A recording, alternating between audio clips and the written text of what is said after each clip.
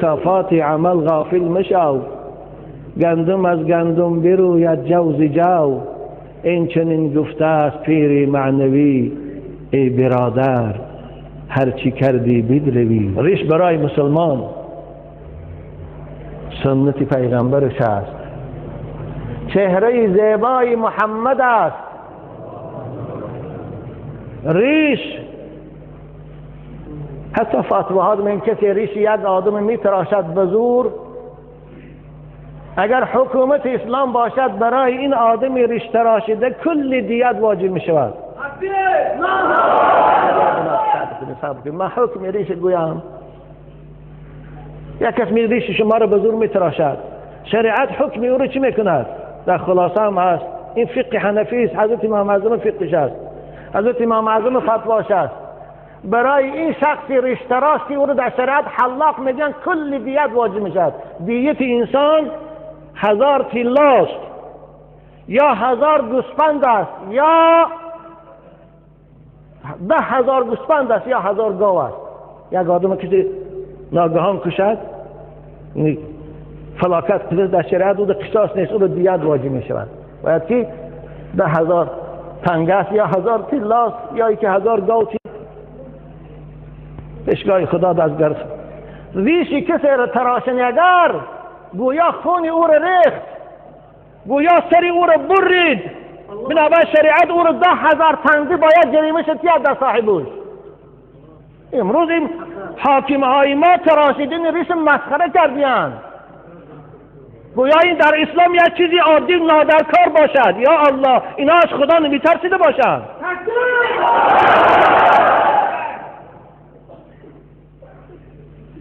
من به این کارمندای کارهای داخلی میگم عزیزان من، شما طاقت عذاب خدا ندارید. والله تراشیدن ریش یک مسلمان برابر ریختن خونش است. این مذهب امام اعظم است. شما به خود بیایید چی کار کرد ایستادید.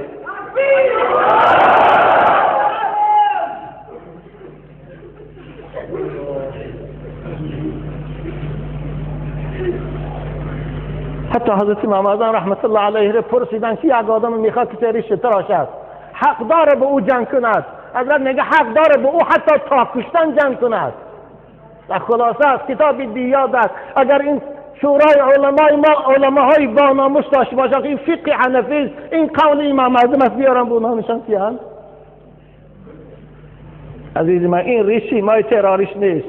او تروریستی لعنتی میخواهد با ریشی تراشیده هم با موی سرم با پاپیراس آن رو همون نیت ناپاک شکند. محمد تروریست نبود، اصحاب محمد تروریست نبودن، ریش زیباگیشان بود. ما علماء الحمدلله تروریست نیستیم، ما از تروریست بیزاریم. ما کسی میخواهد مسلمان خیانت کند در خانه‌ش و در ملکش و در آرامش، ما از او بیزار هستیم.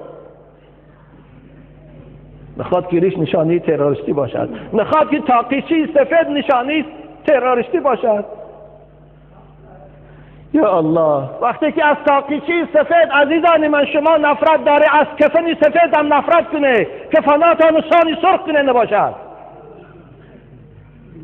پیغمبر خدا بهترین لباس مسلمان لباس سفید است. کرتی سفید، تاقی سفید، سلی سفید. حضرت حتی مرده ها تان کفن سفید کنه.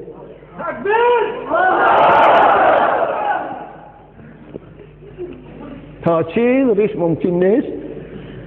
وقتی که من 40 نرسیده مرم، وقتی که این جوانا 40 نرفته مرن، پیغمبر خدا اینا رو چی میگوید؟ پیغمبر خدا اینا رو شفاعت میکند یا نه؟ نه، نمیکند. پیغمبر امت ریش تراشیده شو والله شفاعت نمیکند.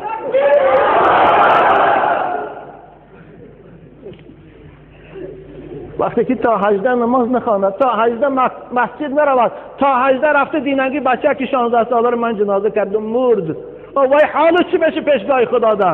و یکی از عذاب خدا خلاص میکنه؟ همین کارهای داخلی رو کارگراش، همین نظارتچی های راه و عمل نسا نه نمیتونه خلاص کرده عزیزان من. بنابراین ما رئیس جمهور احترام میکنیم.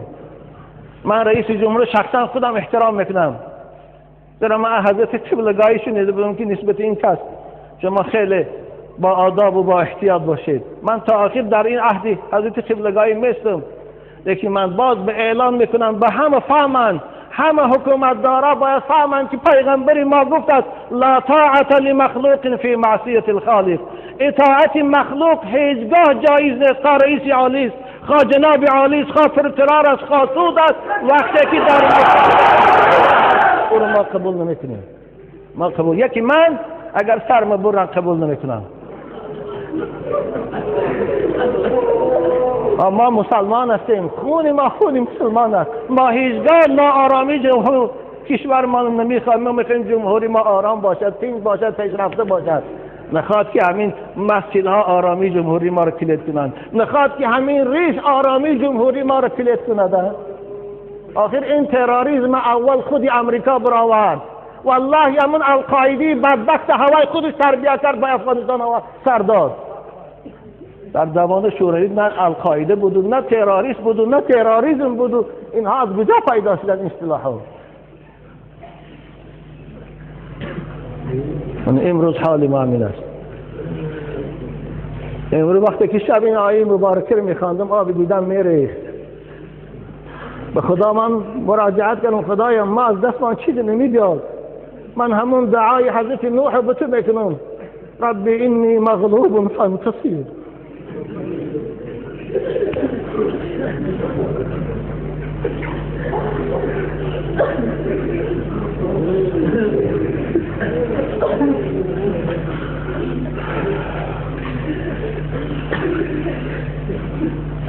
آخر او تروریست بدبخت با موی سرم میتونه این کار کنه. با ریشی تراشیدن میتونه، با همون پاپیراس هم میتونه وقتی که نیتش پلید باشه این کار کنه.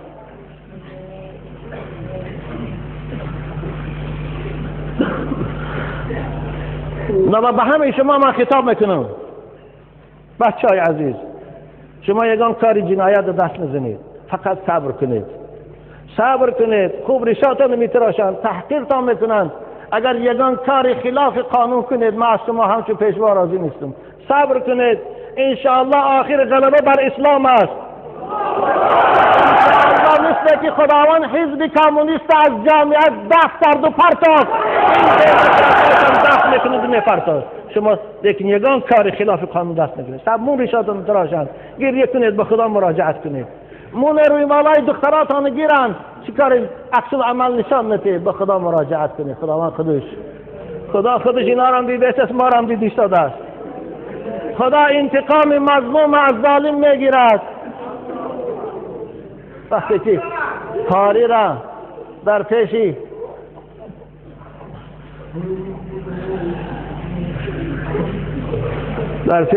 کنسرتش تمیشه میبرست تمیشه یوسف بودن میخفن ریشاش میتراشن. کاری و نزد ما آمد گریه کرد.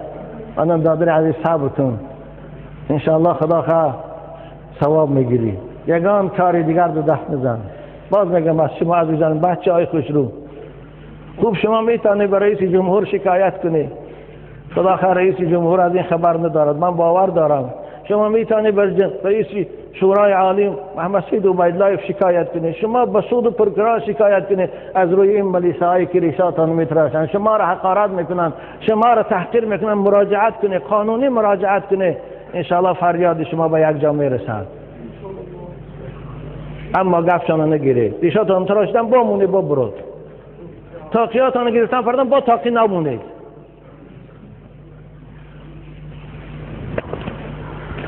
خوب این حکم اسلام است. کسی ریش شخص میتراشه برابر به سرش بریدن است گناهش. بنابر کل دیت بر همون سرتراش واجب میشه. سرتراشایی که ریشای مردم ملیسا میبرن میتراشن، شما دانید که خداوند پگاه با قیچی های آتشین ریشای شما رو میتراشد، با شمشیرهای آتشین سر شما رو میبرد. مولانای روم میگوید ما رو تجدم میشود کرداری تو، می دراند از غضب اعضای تو. هل صوب الكفار ما كانوا يفعلون. آیا جزا داده شدند؟ آیا به مکافات اعمالشان رسیدند؟ منه گرفتگی های ترمه بسیارش کشته شد، به مکافات اعمالش رسید، جنایت کردند، جزاشان دولت داد. مانند اینم جنایتکارای پیشگاه خدا قانون شکناشان به جزای اعمالشان میرسند. و آخر دعوانا ان الحمد لله رب العالمین.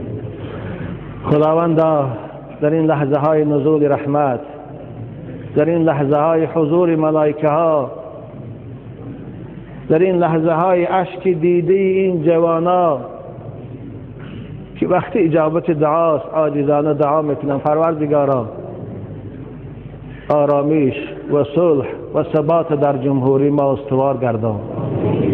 پروردگارا کسانی که نیتی ناپاک دارند، نیتی بد دارند برای برهم زدن جمهوری ما، استقلالیت او، آرامی او، خدای اونها را به مقصدشان نرسان. خدایا دشمنان جمهوری ما را هلاک و سرنگون گردان. خداوندا تو خود قادر هستی، تو خود رزاق هستی، تو خود آرام بخش دلها هستی. دلهای حاکمای ما را نسبت اسلام دور نگردان. خدایا اونها را به اسلام و به مسلمان ها رحم دل گردان. پروردگار فیض برکات در این جمهوری ما نازل گردان. خداوندا آفتهای ناگهانی را، بلاهایی که مثل سیل زمینجویهای امروز اروپا مبتلاشان کردی از سبب بد کرداری هاشان، خدای جمهوری ما را از این بلاها نگه دار. پروردگارا بیمارای امت اسلام، خصوصا بیمارانی عاشقان مدرسه محمدی را شفای کامل نصیب فرما. به فرزنداشان و فرزند صالح نصیب گردان. پروردگارا تاجراشان در تجارتاشان برکت عطا فرما. دهقانا و چارواداراشان در کسب و کارشان برکت نصیب گردان. مسافرای ما را خدایا در کجایی که نباشند در مسافرت ها سلامت دار. اکنون وقتی بازگشتی به وطن شده است، خدایا همیشان سلامت به وطنشان بازگردان. آمین یا رب العالمین.